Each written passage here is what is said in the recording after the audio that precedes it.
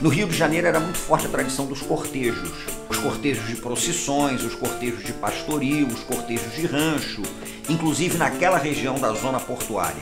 O que o Ismael dizia é que no Rio de Janeiro eles começaram a perceber o samba de roda, ou um samba mais puxado para o machixe, era um samba difícil para você desfilar em cortejo.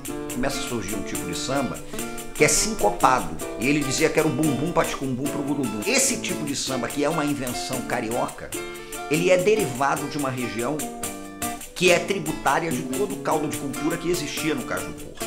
Tanto que aquela região que vai do Porto até a Cidade Nova vai ser chamada pelo Heitor dos Prazeres de Pequena África. A zona portuária, então, ela, de certa maneira, era um ponto de fluxo de todas essas informações. E esse samba carioca está surgindo ali. Por isso é indissociável uma coisa da outra, a zona portuária do samba urbano carioca.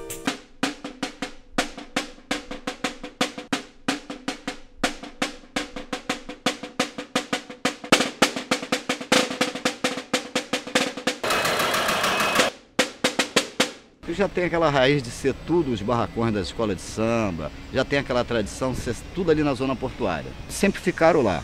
Tem escolas que são de lá, por exemplo, a Vizinha Faladeira. É a escola que é uma das escolas de samba mais antigas do nosso carnaval. A Vizinha perdeu a quadra. E ano que vem eles também vão perder o barracão. Metade já foi abaixo. Agora o que vai ser ali, não sei. A quadra antiga da Vizinha, a gente passa por lá, tem uma nostalgia, assim, que a gente passou muitas coisas boas por lá, muitas coisas boas. Momentos difíceis também, mas eu acho que os bons acabam suplantando esses momentos. Né? E quando a gente passa lá hoje, vê a quadra destelhada, sem ser usada por ninguém, um espaço mesmo, um cemitério de ferros e concreto. E a gente aqui mesmo, de certa forma, instalado de forma provisória por conta de que a prefeitura usaria aquele espaço imediatamente e não está sendo usado, a gente se sente assim enganado mais uma vez e se sente também triste, né, por conta disso, que é um lugar do samba mesmo. Aquela quadra representou o nascimento de muitas pessoas para o samba, representou a chama da cultura do samba viva no bairro, para as pessoas do bairro, para as pessoas que vinham de outros bairros curtir o samba da Vizinha Faladeira. E tinha aqui era a quadra. Aí o palco ficava ali, o pessoal se apresentava e quando era escolha de samba era todo mundo aqui. Lá, aquela parte de lá ficava as mesas. É diferente. Agora não sobrou nada. Sobrou nada. É uma sensação mais difícil de descrever porque é tudo muito rápido. Você chega um dia e você pode entrar aqui pela rua do lado, no dia seguinte você chega já tem um tapume, tem a casa do nosso amigo aqui na frente que já não existe mais. É um sentimento que eu acho que eu só vou ter noção quando realmente tudo tiver acabado, porque diariamente é uma coisa diferente, é uma tristeza, uma sensação nova. E às vezes até dá uma certa alegria, você chega aqui, pô, a rua asfaltaram, tá bonitinho, mas é uma certa maquiagem, é isso, sabe? Legal, a rua tá maneira, tá iluminado, o caminho daqui até a Cidade do Samba tá muito mais iluminado, mas sei lá, realmente é um sentimento que eu não consigo descrever ainda, é só uma tristeza mesmo.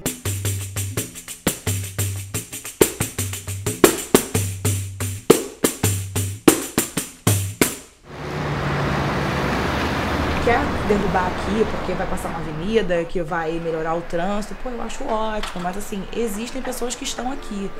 Então, assim, é saber o que acontece nesse lugar, que pessoas estão aqui, sabe? E não simplesmente vamos sair quebrando, e tem um grupo ali, peraí, vamos dar um jeito, joga pra cá, e vamos quebrar aqui, apareceu. Então o problema é como as coisas acontecem muito nas coxas. Mas o que acontece é que, na realidade, o povo do carnaval, ele não tá muito preocupado com o simbólico do Pequena África. Pra onde eles tiverem que ir, eles vão. Se tiver um espacinho, a galera vai. Só que, na verdade, a gente tava mais preocupado com essa coisa de permanecer na Pequena África. Pra gente isso é importante. Também não tenho a pretensão de querer ficar no centro do mundo. Sei que a cidade está crescendo, a cultura tem o seu espaço, mas eu posso ficar um pouco mais no canto, não tem problema, porque a cultura ela é vista por si só. Se eu começar a fazer os meus sambas, as rodas de samba, as pessoas vão atrás de mim, porque eu estou no centro da cidade. Tem escola de samba que está do outro lado ali da Avenida Brasil, botou uma lona de circo no terreno e está fazendo carnaval. Esse ano, nós ganhamos esse espaço aqui. O espaço é bom, é grande, uma área grande, mas é impraticável o piso. Aqui choveu, é lama pura. Deu essa chuvinha aí, lama pura. Como é que a gente vai se movimentar aqui com os carros? É impraticável. Não tem cobertura. Como é que a gente vai construir uma alegoria na chuva, no tempo, no sol?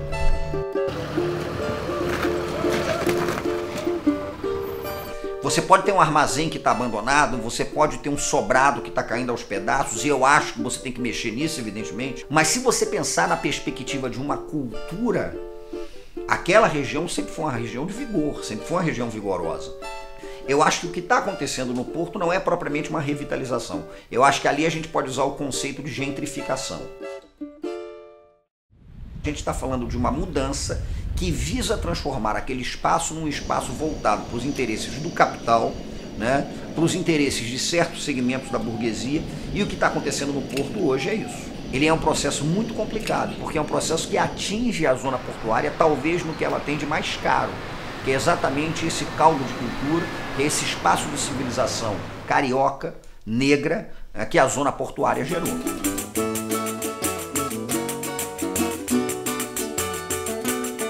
Quando você pega, por exemplo, os grupos carnavalescos da zona portuária, a gente sabe que na Gamboa você tem a cidade do samba, mas a cidade do samba é quase uma Disneylândia para turista. Agora você pega, por exemplo, a zona portuária, é um ponto de origem de uma escola de samba da maior relevância para a história do Rio de Janeiro, que é a Vizinha Faladeira, que é uma das pioneiras, né? Você tem cordões de carnaval ali, você tem, enfim, um processo ali que viceja, né? Que não precisa ser revitalizado porque já é vital. Eu acho que isso pode ser uma coisa extremamente complicada, porque quando o poder público chega com o argumento de que você vai vitalizar a área, com o argumento de que você vai fazer ali uma interferência direta do Estado, quando você faz isso, você vai adequar aquilo aos ditames de algo que não é essencialmente aquela manifestação. O carnaval surge como uma festa da inversão. O que seria isso? O carnaval é uma data católica. Né? Quando o Papa Urbano VI, lá no final da Idade Média, ele cria a quaresma e estabelece que as pessoas vão ter que se dedicar 40 dias ao jejum da carne, a própria igreja admitiu que 3 dias antes as pessoas se despedissem da carne, ou seja, se esbalda. É o momento em que você tem a chance de trabalhar a ideia da inversão. E todas as sociedades, com raríssimas exceções, elas criaram festas de inversão. Quando você adequa isso à ordem pública, você está matando a essência de uma festa que é essencialmente feita para a inversão social. O Carnaval do Rio de Janeiro ele teve uma fase romântica, e essa fase romântica foi mais ou menos até o final dos anos 60, e ela tem uma fase profissional que começa a partir dos anos 70. Essa fase profissional, ela não comporta um número muito grande de escolas, sem dúvida nenhuma. Então você tem várias escolas de samba que estão fadadas a acabar.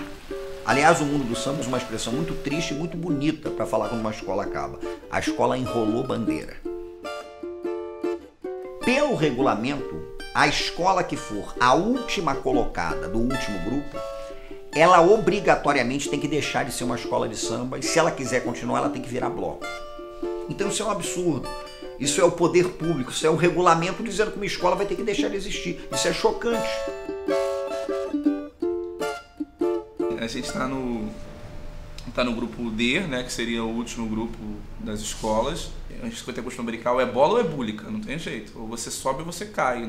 O meio termo ali é muito... Uma brincadeira com futebol, a zona da Sul-Americana é muito pequenininha, não tem uma zona da marasmo ali.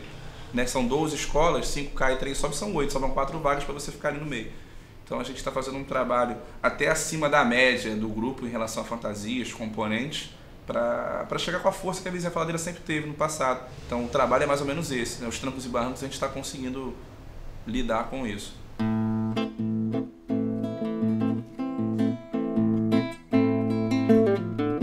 Pra gente era muito importante permanecer, eu acho que a gente ainda tem o sonho de poder ficar aqui, sabe? É uma região, é muito afeto, é importante, é como se você estivesse na sua casa, tivesse que sair da sua casa para ir para outro lugar que você não conhece, para criar outras relações. Então a gente ainda fica com o sonho de repente, permanecer aqui, sabe? A Camila, que é a presidente da Pimpolhos, fala muito isso. Ela fala, cara, eu acho que só se alguma coisa mística acontecer, a gente permanece aqui. Então, eu acho sim, eu acho que dá pra gente ficar sonhando com o místico e achar que a gente ainda vai estar aqui por alguns anos. Porque a gente produz para essa área, a gente tá aqui, sabe? A gente ajudou a construir muita coisa aqui. Então, por que não?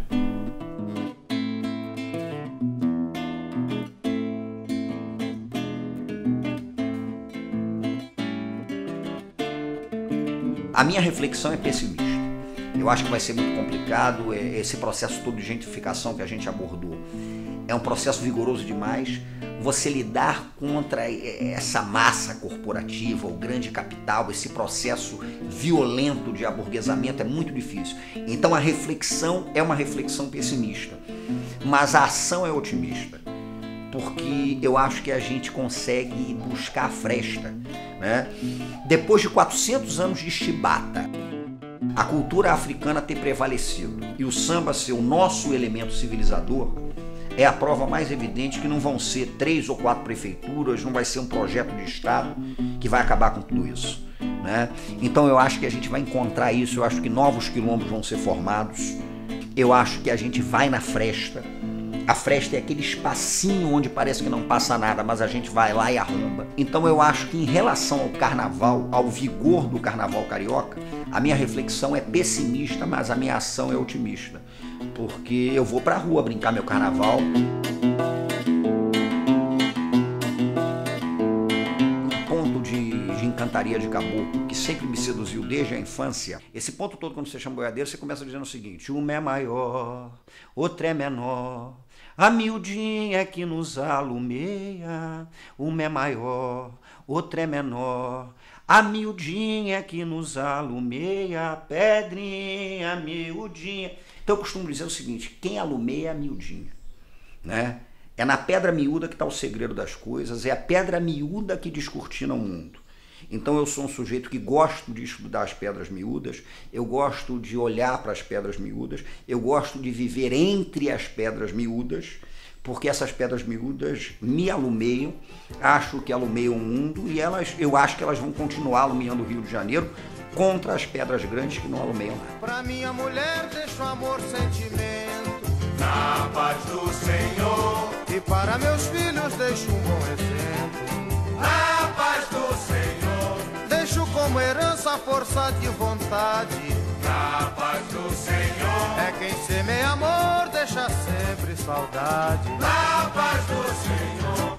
Pros meus amigos deixo o meu pandeiro, na paz do Senhor. Honrei os meus pais e amei meus irmãos, na paz do Senhor. Mas pros fariseus não deixarei dinheiro, na paz do Senhor. E pros falsos amigos deixo o meu perdão, na paz do Senhor.